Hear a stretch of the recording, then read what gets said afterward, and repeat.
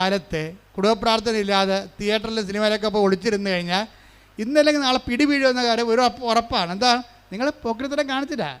നിങ്ങൾക്ക് നല്ല കാലത്ത് നിങ്ങൾ കുടുംബ പ്രാർത്ഥന ഇല്ല, ഓരോരോ കാര്യം പറഞ്ഞ് അവർ വന്ന് ബന്ധുക്കൾ ഇവർ വന്ന് ബന്ധുക്കൾ വന്ന് എന്നൊക്കെ പറഞ്ഞുകൊണ്ട് നിങ്ങൾ കുടുംബ പ്രാർത്ഥനയിലൊക്കെ ഉഴപ്പിക്കഴിഞ്ഞാൽ നിങ്ങളപ്പം തന്നെ ടാർഗറ്റായി, ബ്രാൻഡഡായി. അങ്ങനെ ചെയ്താൽ നിങ്ങൾ അനുദപിക്കാൻ മുന്നോട്ട് പോകാൻ പറ്റത്തില്ല നിങ്ങൾക്ക്.